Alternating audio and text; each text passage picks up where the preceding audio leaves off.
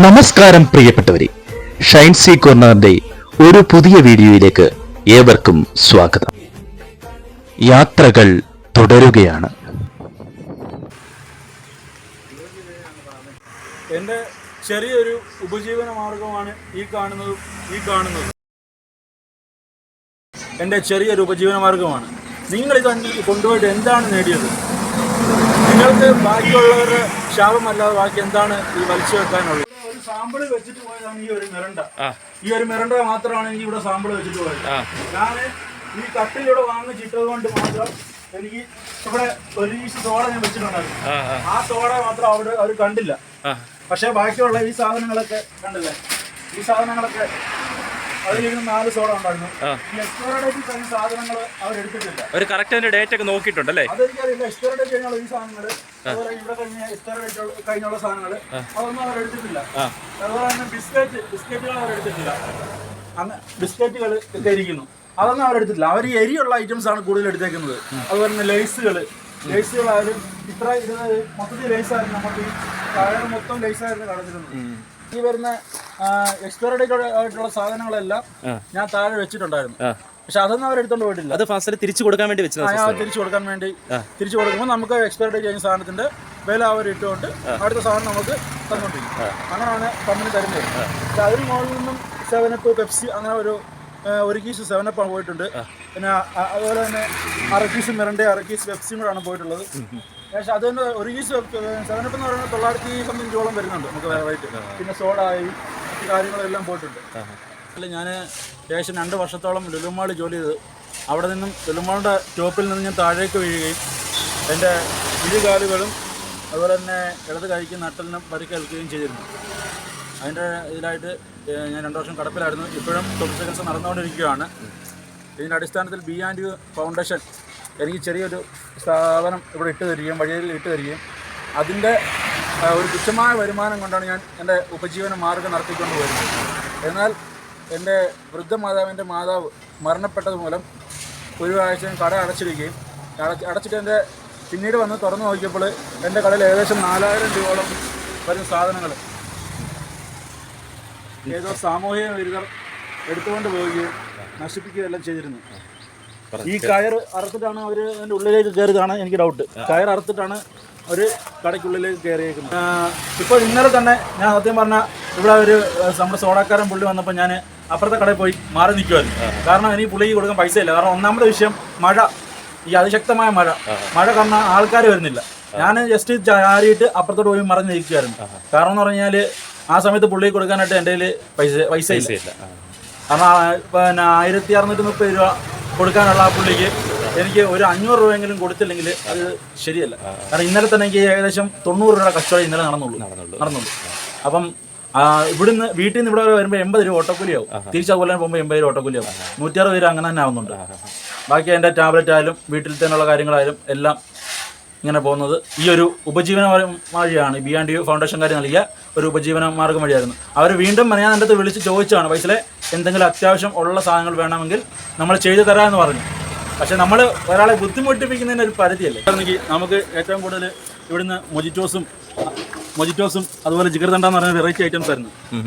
അതൊക്കെ ഏറ്റവും കൂടുതൽ നമുക്ക് പൊയ്ക്കൊണ്ട സാധനങ്ങളായിരുന്നു. എന്നാൽ ഇപ്പോൾ വരുന്ന ഒരു കസ്റ്റമർ ആണെങ്കിൽ ഒരു നാരങ്ങ വെള്ളം അല്ലെങ്കിൽ ഒരു മോരും വെള്ളം, ആ ഒരു അവസ്ഥയിലാണ് ഇപ്പം നിൽക്കുന്നത്.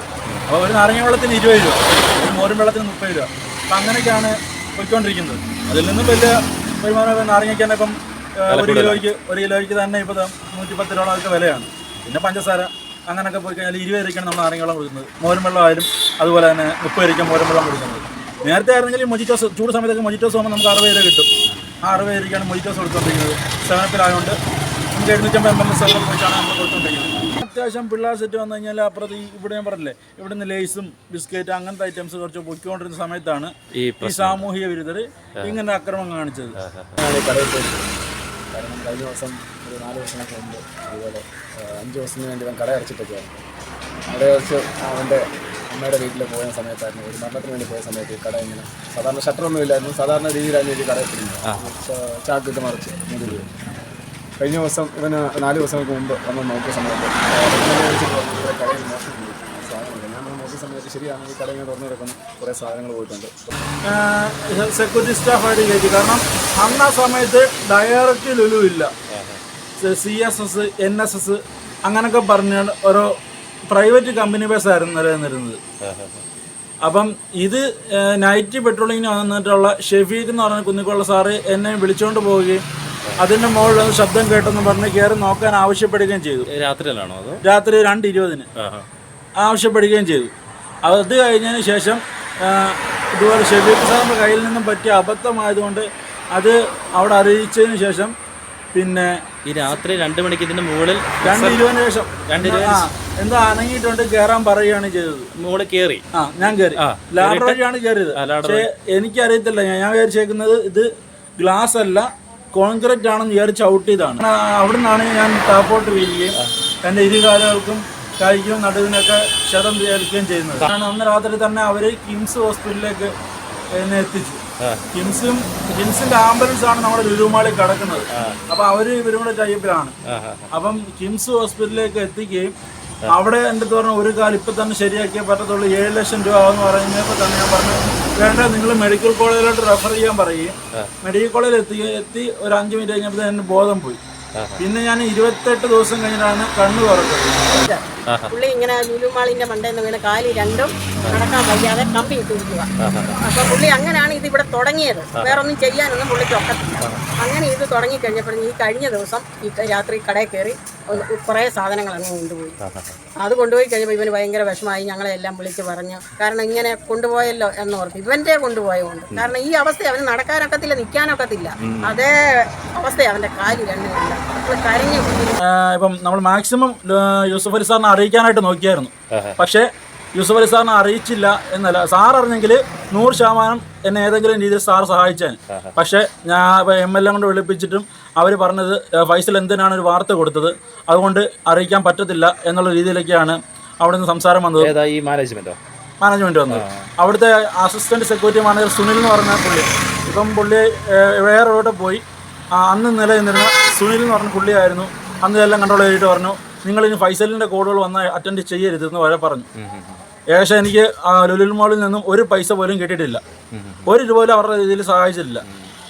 അപ്പം അങ്ങനെ ഇരുന്നപ്പോഴാണ് വീട്ടിൽ B&B ഫൗണ്ടേഷൻകാർ പിന്നെ മറ്റേ ഉള്ള ആൾക്കാരെ പറഞ്ഞിട്ട് എൻ്റെ അന്വേഷണമെല്ലാം കൃത്യമാണോ ഇല്ലെന്ന് അറിയിക്കുകയും എന്നിട്ട് അതിനുശേഷം ഞാനൊന്ന് എണ്ണിച്ച് നിൽക്കാൻ തുടങ്ങിയപ്പോഴത്തേനും എനിക്ക് ഈ ചെറിയൊരു വഴിയൊരു കട ഇട്ട് തരികയും ചെയ്തത്. ഇപ്പോൾ ഈ മഴക്കാലത്ത് എത്ര രൂപ വരുമാനം കിട്ടുന്നുണ്ട്?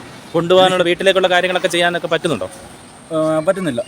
കാരണം എനിക്ക് ഇവിടെ നിന്ന് ഏറ്റവും കൂടിപ്പോയ മഴക്കാലത്ത് എനിക്ക് കിട്ടിയിട്ടുള്ളത് 200 രൂപ, 230, 250 രൂപ ആ ഒരു രീതിയിൽ പോയിട്ടുള്ളൂ. അതിൽ 80, 160 രൂപ ഓട്ടോക്കൂലി വേണം മാറുക. ബാക്കി പോയിട്ട് 90 രൂപയ്ക്കാണ് നമ്മളിങ്ങനെ പോകുന്നത്. അതിൽ രാവിലെ 10 കവർ പാലിട്ടാൽ അതിന് 220 രൂപ പാലക്കിന് ആവശ്യമാണ്. പാലാവശ്യമാണ്. കാരണം നേരത്തെ 24 ഒരു പെട്ടി പാൽ 24 നമുക്ക് ഇട്ടുകൊണ്ടിരുന്നത് ഇപ്പോൾ 10 പാലിലോട്ടായി. അങ്ങനെയൊക്കെയാണ് നമ്മുടെ ഇപ്പോഴത്തെ നിലവിലെ അവസ്ഥ. വളരെ മോശമാണ്. കാരണം അതിൻ്റെ ഇടയ്ക്കൂടെ തന്നെ സാമൂഹിക വിരുദ്ധർ ഈ പണി കാണിച്ചാൽ നമുക്ക് അധികം ഖേദകരവും ഭയങ്കര വിഷമമാണ്. പിന്നെ കാരണം ആരായാലും ഇനി ദയവ് ചെയ്ത് ഇതുപോലെ പാവങ്ങളുടെ നെഞ്ചത്ത് കത്തി കുത്തിക്കയറ്റരുത് എന്ന് ഞാൻ പ്രാർത്ഥിക്കുകയാണ്. ബഹുമാനപ്പെട്ട യൂസഫ് അലി സാർ ഈ വീഡിയോ കാണുന്നുണ്ടെങ്കിൽ അന്ന് തീർച്ചയായിട്ടും എന്നെ സഹായിക്കണം. ഞാൻ അവിടുത്തെ അന്ന് നിലവിലുണ്ടായിരുന്ന അസിസ്റ്റൻറ്റ് സെക്യൂരിറ്റി മാനേജർ സുനിൽ എന്ന് പറയുന്ന വ്യക്തി എല്ലാ സെക്യൂരിറ്റി ജീവനക്കാരെ വിലക്കുകയും അതുകൊണ്ട് ഒരു സെക്യൂരിറ്റിക്കാർ പോലും എൻ്റെ ഫോൺ എടുക്കാതിരിക്കുകയും ചെയ്തു. സാറിനെ കാണാനായിട്ട് സാറ് അച്ഛനൊരു വീഡിയോ എന്നൊരു പദ്ധതിയുമായിട്ട് നമ്മുടെ പത്തനാപുരം കുണ്ടേത്ത് ഗാന്ധി ഭവനിലെത്തിയപ്പോൾ ഞാൻ സാറിനെ കാണാനായി അവിടെ എത്തിയിരുന്നു. പക്ഷേ എനിക്ക് അന്ന് സാറിനെ കാണാൻ സാധിച്ചില്ല. കാരണം സെക്യൂരിറ്റീസ് മാറ്റുകയാണ് ചെയ്തിരുന്നത്. സാറേ ഞാൻ അവിടെ നിന്നും വീണൊരു വ്യക്തിയാണ്. ദയവ് ചെയ്ത് സാർ ഈ വീഡിയോ കാണുന്നുണ്ടെങ്കിൽ തീർച്ചയായിട്ടും എന്നെ സഹായിക്കണം.